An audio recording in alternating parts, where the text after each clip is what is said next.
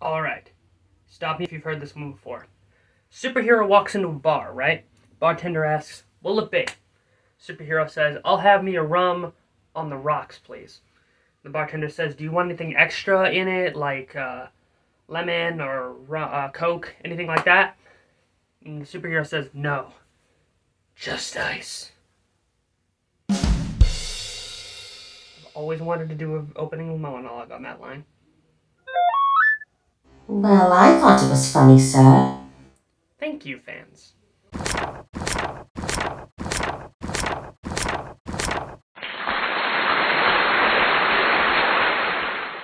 Greetings, geeks and girls. I'm the Joyful Jester, and welcome back to the Nerd Cave for another comic book movie review. Daredevil is pretty topical right now, isn't he? From a hit TV show to an upcoming movie, heck, he's been popping up in MCU projects left and right. But believe it or not, before all this fanfare, Daredevil was a pretty obscure character, and the only thing that he was really known for outside of some animated appearances was one little film. And believe it or not, it starred Batman. For context, Daredevil is a superhero that was created in the mid-80s, where Matt Murdock, who was just a normal kid with a father who was a boxer, was in a terrible accident that basically stripped him of his sight, but the chemicals that entered his eyes also enhanced his other senses. After some training from a ninja master named Stick, he became the street vigilante and the man without fear, Daredevil, disguised as a mild-mannered lawyer, Matt Murdock, so that way that he can get justice both in and out of his disguise. Why did Matt end up going with the whole Daredevil name? Not really sure. Just don't bring it up around Ghost Rider. Under threat of death! But that doesn't really matter. Right now we're here to talk about this piece of 2000s emo cheese. So this is an interesting situation, because pun very intended, I went into this movie blind, and I actually haven't seen this one before this review. So, let's dive into it and see what it did right. As per usual, I have to give a lot of love to the costume design that Affleck wears throughout the film. It's sleek, badass, and comic accurate, and part of me even thinks that it might be better than some of the earlier costumes Charlie Cox wore in the original TV series. What are you, fucking nuts? I also want to give credit to the cast. Affleck is great as Daredevil himself. Jennifer Hale, despite given no good things to work with, is great as Elektra. Deadpool and Wolverine proved that. And the villains are amazing too. Michael Clark Duncan, rest in peace, is fantastic as Kingpin. Bullseye is hilariously awesome. And even some old MCU alumni like Happy Hogan as Nelson. A little obligatory Stan Lee cameo shows up, and we even get an appearance from Kevin Smith.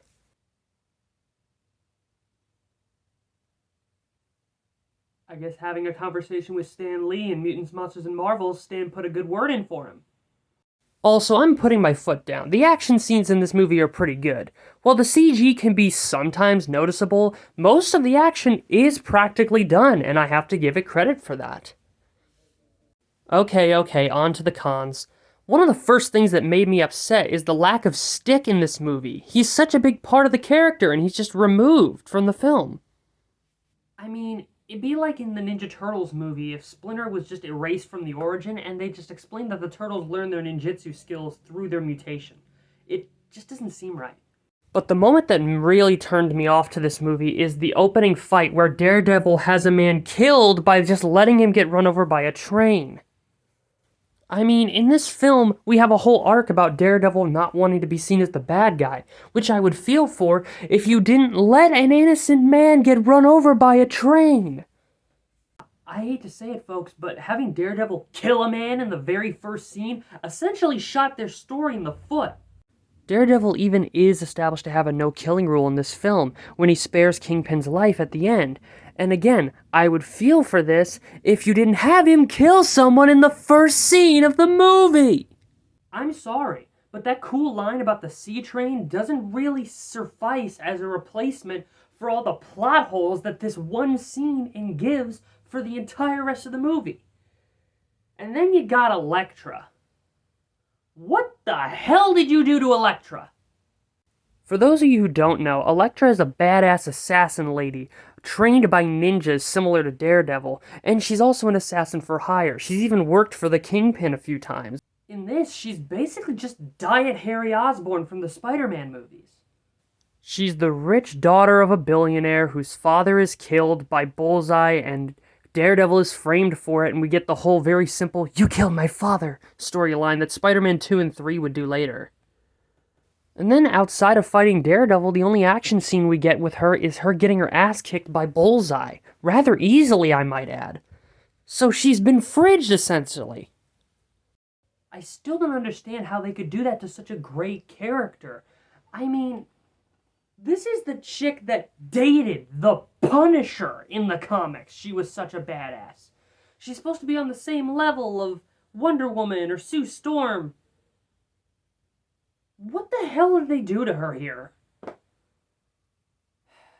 But as for my overall review, the film is such a mixed bag. It's so hard to get a grasp on it because there's really only two major flaws that I don't like about the film, but they're the biggest problems with the movie. And it's not beyond saving. If Daredevil didn't kill a man in the first scene, and they fixed Elektra's character to be more accurate to the character from the comics, then this movie would have worked. But as it stands, for my ranking, I gotta give it a 3 issues in the long box. It was almost there. But it's just not good for my particular taste. Again, maybe it's just me going through some more petty geek shit. But I just can't really give this movie a full recommendation. It's half good. But that's my review. I'm the Joyful Jester, and... Alert! Security system breached. Great. Alright, who is it this time? Ha! So, Mr. Joyful Jester, think that you can demean me, do you? Of course. It's been a few weeks since the villain of one of the movies I'm reviewing decided to just show up uninvited. What do you want, Bullseye? Ah, you see, you implied I wasn't a good assassin because the only one I was able to take out was Elektra, and you demeaned her. It doesn't make any sense. I praised your performance. I don't know why you're coming after me. It was Elektra I had a problem with, considering the fact that she was fridged by you. You're still demeaning my talents, and I'm here to show you exactly how skilled I am. Fine, this is the way you want to go? Let's do this.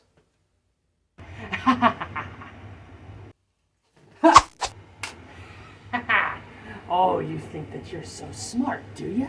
I never miss.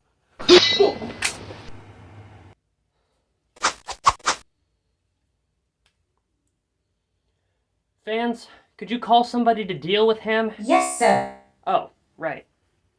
I'm the Joyful Jester, and justice is served.